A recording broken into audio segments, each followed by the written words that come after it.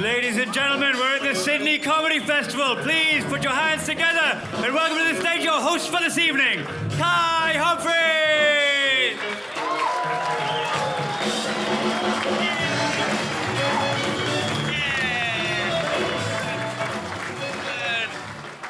Good. How are you all doing? You well?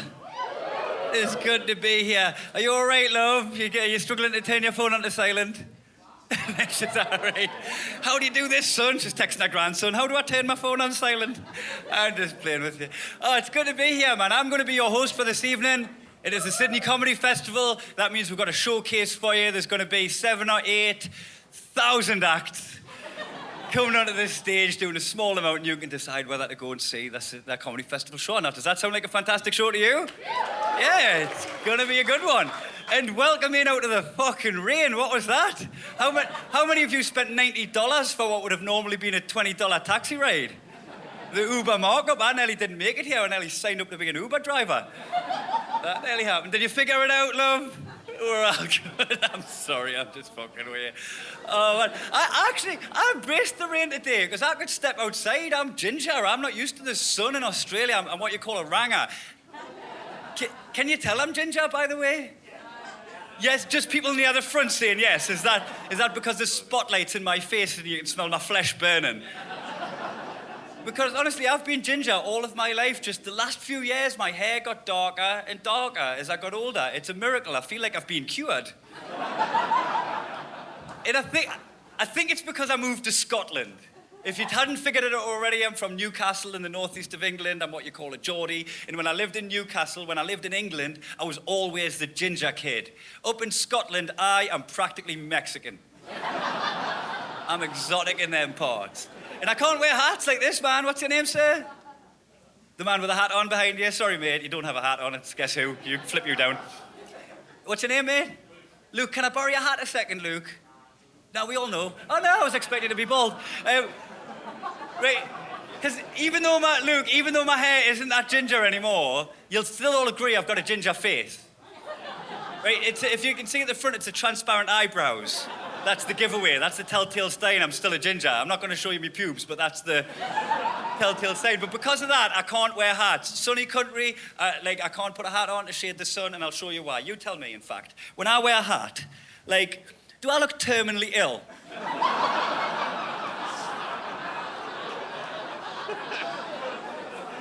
I look like I've got cancer. There's a man at the front, just Captain fucking obvious. That was the joke. You just doubled down on it and added to it. It was good. Oh, you are going to be fun. Have your hat back, Luke. What's your name? Phil. What gives you so much confidence, Phil, in work? And I get a bag. You're Irish, are you?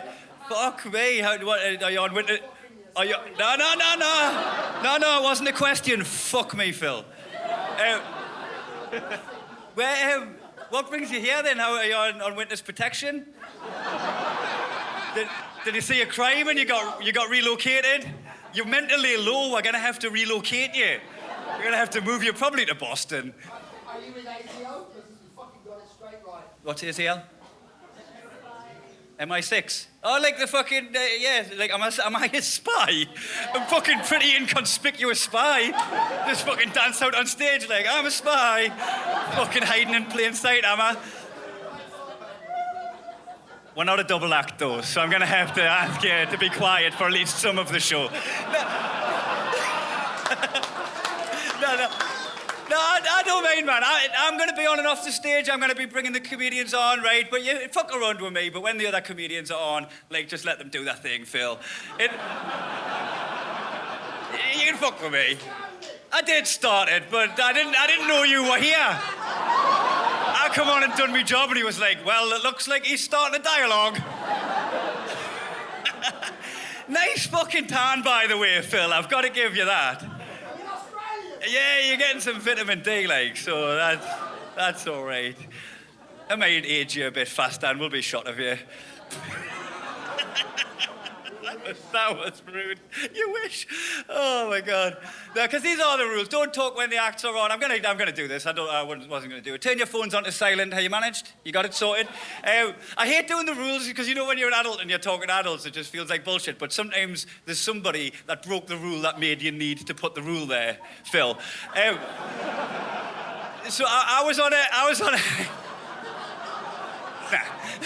That was the Australian, yeah, nah. I was in New York, I got on a helicopter flight, and before I could enjoy that helicopter flight, I had to watch the rules on the screen, and one of the rules that come up was do not approach the helicopter with a child on your shoulders. Who the fuck broke that rule? For that to become a rule? Who's reading that rule and going, fucking don't tell me what to do, I'll do what I want. Let's see what happens. Oh, fuck. Oh, why am I wet? Not again. Just wearing a child's legs like a travel pillow. Comfortable, but I'm sticky. I'm not even a dad. Someone's in trouble. So where's everyone from then? Sydney? Yeah? Not many. We know where you're from. You made yourself perfectly clear. Anyone else from further afield? The fuck was that? From the inside of a cuckoo clock. Where are you from? The person that oohed in unison with the friend? New Zealand. You're from New Zealand. There we go. I like New Zealand, man. Are we cool with New Zealand? Yeah, because I don't know what the rivalry is like here, but like, you know, I'm from England, and if somebody mistook me for being Scottish, I wouldn't give a fuck. But if anyone said to a Scottish person that they thought they were English, that would be the end. He's got the same thing. Yeah? Nah. Yeah, nah. Nah, yeah. I always have to fucking do, is it a double positive? What's a positive plus a negative? I need to know fucking algebra to get your yeses and nos. I tell you what, because I've been coming to Australia for many years, right? But obviously we had like a 4-year break while shit sorted itself out. And I was really excited to get here. And when I landed about 5 weeks ago, I got assaulted in the Gold Coast. Is anyone from the Gold Coast here? Yeah, a couple of you. It wasn't your people. I didn't get assaulted by a human. It was your wildlife that got it. I'm not scared of your people. I know you've got bogans in Australia, and I know the Gold Coast is where you keep them. I spotted that. But we have bogans back home. Do you know what we call them? Geordies. Fuck. You're not far off. Chavs. Up in Scotland, Neds. But bogans, Neds, chavs, all the same, right? But they're just a bit more intimidating in the UK because it's a cold country. Everyone wears more layers. You don't know if someone's concealing a weapon, if they're bigger than what they look like, you know. You don't know what's in front of you. But in the Gold Coast, it's lovely weather. All the bogans are wearing singlets and thongs, and I can't be intimidated by anybody if I can see their ankles. Even your policemen just riding around on bicycles wearing shorts, like, ring, ring. Piss off, officer. Keep moving. No, it was an animal, and I got warned. Everyone on the Gold Coast was nice. They said, don't swim in the rivers because the bull sharks swim upstream. Appreciated the heads up on that because I might have done that. Don't touch the brown snakes was a big one. I wasn't going to touch any of the snakes, but it's good to know which ones are dangerous. Now, I already knew about the spiders, but nobody warned me about the fucking magpies. What the fuck was that? I was out for a jog and I got hit in the head. And I looked back to see if I needed to kick a ball back for a youth. And this bird come and had another shot at us, and I'm running backwards trying to slap the cunt out the air. I ran past like a motorhome and I nearly dived underneath because the threat was from above. And then I thought, like, if there's any brown snakes or spiders in there, I'll get the Darwin Award. So I tried to face it up, and then another magpie joined the fray, and I turned round to run, and I fell flat on my face, skidded across my hand. It's still a little bit scarred. Big graze down my side, hole in my running shoe, and I just braced myself for these two magpies to attack. And they both took one look at us and went, bah, and fucked off. My work here is done. But I was still a kilometre from home, and I'm walking back from where I was staying. I'm walking back, I'm out of breath, my hand's bleeding, and this young tradie got out of his van. He's about to start his day's work, and he saw me, heavy breathing, bleeding and shit, and he asked if I was all right. And I got fucked up by a magpie. And he went, a magpie got you?